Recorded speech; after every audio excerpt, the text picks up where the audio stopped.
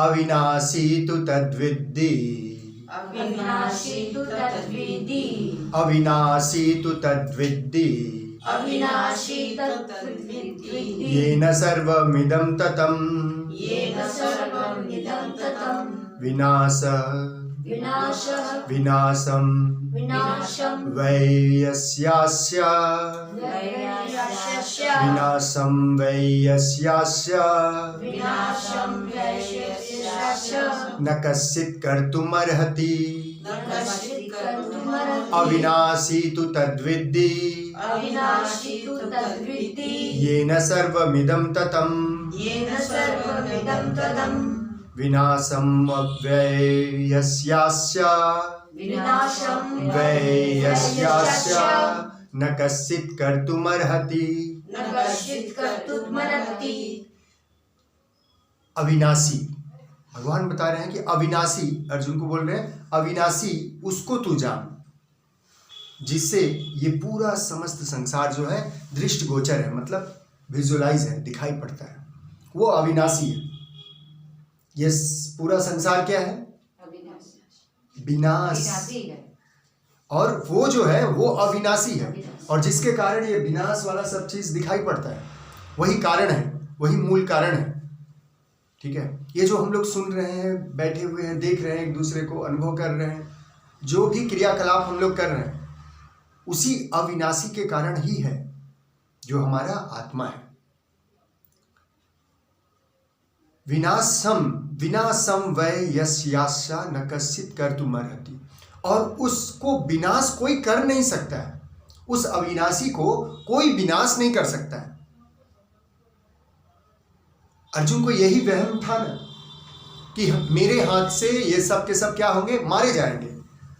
तो भगवान उन्हें बता रहे हैं कि आपके हाथ से मरेंगे नहीं, जो सदा शाश्वत है, जो अविनाशी है, वो हमेशा रहेंगे। और जो विनाश होगा, ये जो दिखाई दे रहा है, जो दृष्ट गोचर जो शरीर है, वो समाप्त होगा, और दुनिया में कोई भी ऐसा नहीं है जो उसको समाप्त कर सके। क्यों? क्योंकि वो ईश्वर का अंश है, ईश्वर का स्वरूप है। ऐसे देखा जाए तो समझा जाए, जो हम जिससे समझते हैं नष्ट होने वाला है, एक्चुअली वो भी नष्ट नहीं होने वाला है। ये जो शरीर है, हमको लगता है ये नष्ट हो जाएगा, एक्चुअली ये भी नष्ट नहीं होने वाला है। ये क्या होगा? विघटित हो जाएगा, पंचभूतों में विलीन हो जाएगा। तो कुछ भी जब नष्ट ही नहीं होगा तो चिंता का क्या बात है। बस हमेशा क्या करना है? प्रे करना है अपने आत्मा से कि हमको ऐसी बुद्धि प्रदान करें जिस बुद्धि से सिर्फ मैं आपका काम चला सकूं। किसी को मारना भी है तो आपके कारण मैं मार सकूं, किसी को जीवन भी देना है तो आपके कारण मैं जीवन दे सकूं।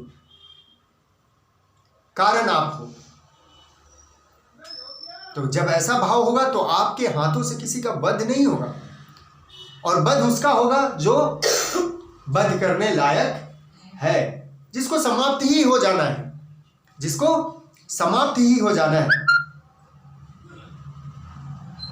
ठीक है, जैसे घर में बहुत कीड़ा मकोड़ा भरा हुआ है, किस कारण से है? घर में गंदगी के कारण से। अब गंदगी को आप साफ करने जब जाएंगे तो कीड़ा मकोड़ा क्या होगा? मरेगा।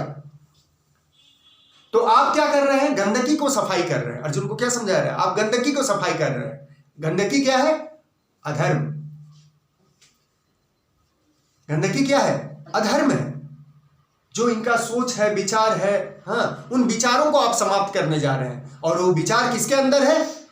वो सुख दुख देने वाले जो मन है इसी शरीर में है। तो इस शरीर को आप समाप्त कर रहे हैं। तो आप कोई बड़ा काम नहीं कर रहे हैं। आप नहीं भी करेंगे तो कोई ना कोई करेगा, या कोई नहीं भी करेगा तो स्वतः होगा ही होगा। तो इसलिए आप उतना चिंता मत करिए। ठीक है, जो परमानेंट है, जो अविनाशी है, उसका विनाश नहीं होने वाला है, और कोई कर भी नहीं सकता है।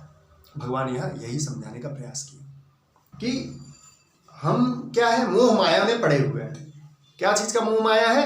कि मेरा है, मेरा नहीं है। ठीक है ना, मेरा है, मेरा नहीं है, दोनों ही क्या है? मोह है। ठीक है, और हम उसके तवज्जो में पड़े हुए हैं। हम अपने आत्मा का बात नहीं सुनते हैं।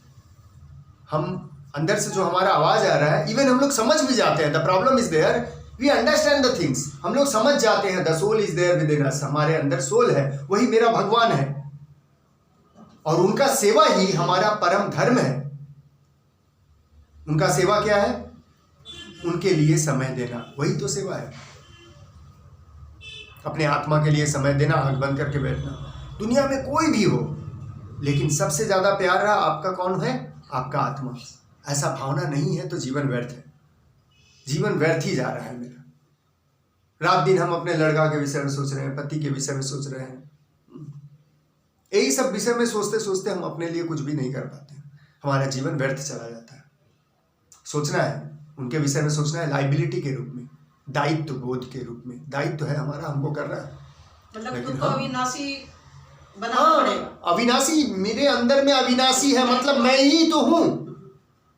अगर मैं बुद्धि को उसके साथ जोड़ देता हूं तो मैं कहां रहा? मैं तो अविनाशी ही हुआ, मैं ही तो ईश्वर का अंश हूं। तो मैं अपने विषय में नहीं सोच के देश दुनिया के विषय में सोचने जाता हूं। मनुष्य को सबसे पहले अपने विषय में सोचना चाहिए। जो व्यक्ति अपने विषय में सोच लेता है वो फिर सबके विषय में कर पाता है, सबके लिए कर पाता है। जो अपने ही लिए कुछ नहीं कर पाएगा, दूसरों के लिए क्या कर पाएगा? उसका जीवन ऐसे व्यर्थ चला जाए। समझ में है मतलब? तो बच्चा बच्चा करके मर जाएंगे, कुछ फांत नहीं लगने वाला।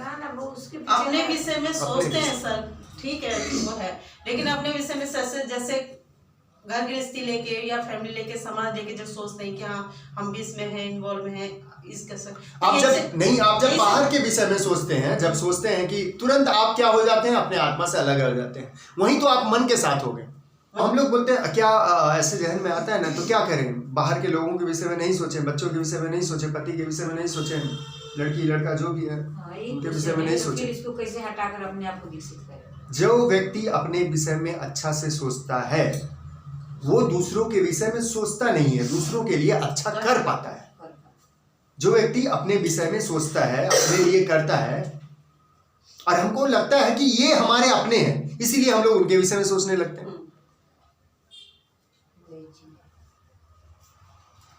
इवन हमारा शरीर ही अपना नहीं है, वो हर क्षण बदलता रहता है, हर क्षण बदलता है, और करीब 13-14 महीना में तो पूरा बदल जाता है, हम लोग नया हो जाते हैं।